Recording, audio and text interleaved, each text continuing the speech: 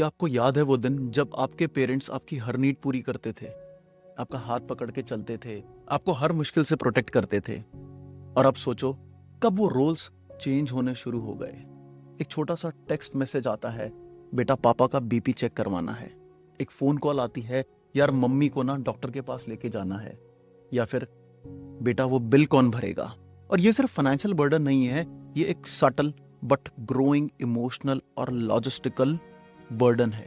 और इसे ही तो कहते हैं सैंडविच जनरेशन, जहां हम लिटरली एकदम बीच में फंसे हैं। एक तरफ हमारे पेरेंट्स हैं, दूसरी तरफ हमारा करियर, हमारी अपनी फैमिली, हमारी अपनी खुद की लाइफ, और हम बस ट्राई कर रहे हैं सबको खुश रखने की। It seems like a selfish talk, but this is important. If you remember, last episode में we were staring at our 2 AM ceiling and thinking और कितना चलना है। Today there is another answer to the question. बहुत simple है, चलना तो है, no one can deny that, लेकिन अब हम अकेले नहीं चल रहे।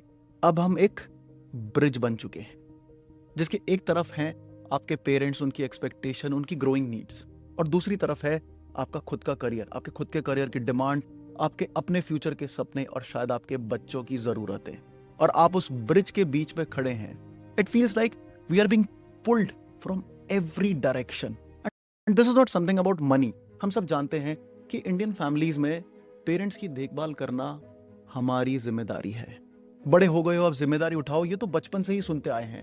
लेकिन इस जिम्मेदारी का इमोशनल कॉस्ट क्या है?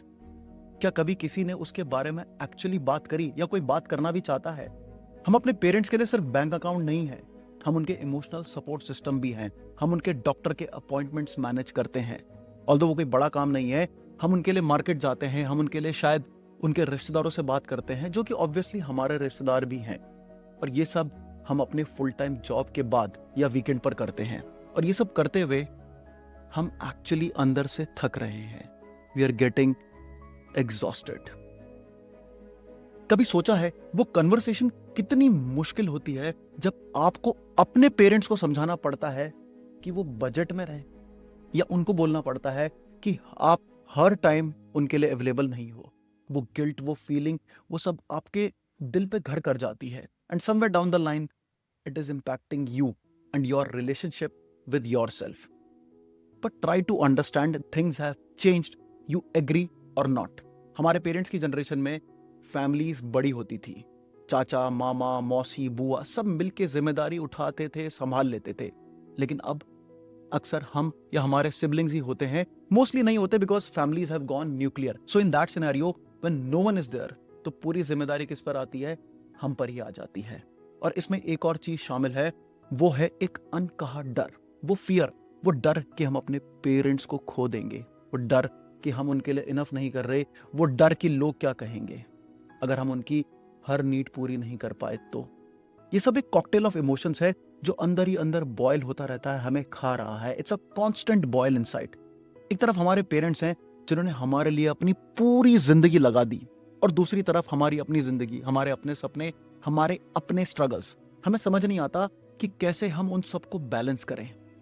वो फीलिंग जब आपको फील होता है कि आप अपने ही घर में एक गेस्ट की तरह हो, क्योंकि आप बस काम करने और जिम्मेदारियां निभाने आ रहे हो, तो अंदर से गिल्ट सा आ जाता है हमें।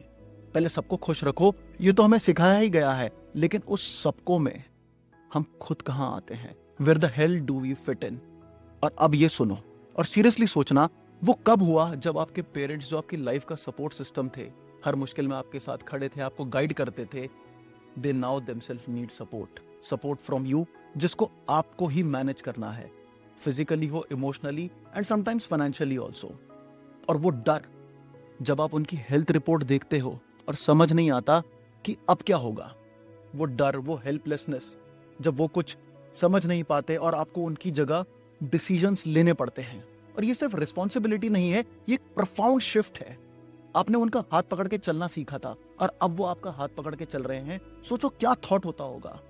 ये एक बिटर स्वीट मोमेंट है। हमने उनसे बेहद प्यार है, देयर इज नो डाउट, और हम उनके लिए कुछ भी कर सकते हैं। But there is also deep sorrow hidden in this, for their youthfulness, for their independence which is slowly diminishing. हमको बुरा फील होता है। And there is also tiredness hidden in this, a kind of exhaustion that we can't express, because speaking about it will only increase our guilt. As if you must carry this weight, this burden of emotions without any complaint. ये तो आपका हक है, ये आपकी जिम्मेदारी है, और यही तो है वो ब्रिज कॉल्ड बर्डन। और हम हैं वो जनरेशन जो इमोशंस को टैकल करने की कोशिश कर रहे हैं। We are lifting that emotional burden of not being the one we used to be, and that too with love plus as a responsibility, and sometimes even if you are tired to the core. And this is what is a real reality of being adult, or we can say adulting 101. Many times I look at myself in the mirror yaar, and I think ye kaun hai, who is this person, where did that child go who was just lost in their own fun? Now all I see is a person carrying a burden of these bloody emotions, this guilt, trying to figure out on how do I manage this shift. And then I realize we are not alone.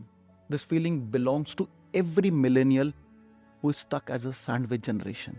And perhaps the first step to lighten this is not to solve everything.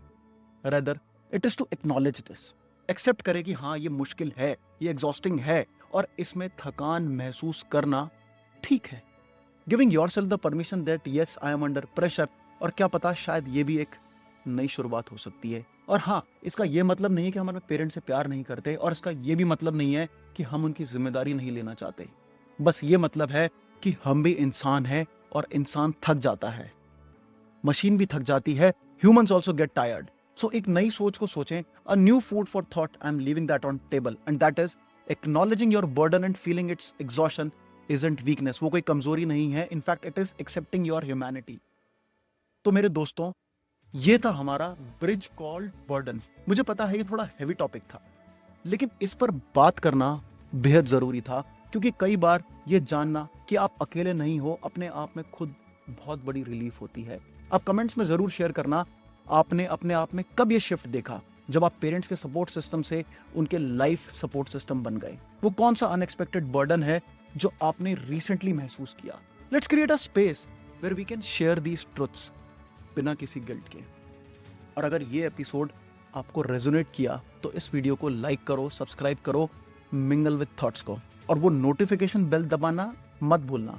आपकी involvement से ही ये series और strong बनेगी. Next episode में हम एक और बड़े डिलेमा पर बात करेंगे. Stay tuned, be happy, stay blessed, and thank you so much for watching this.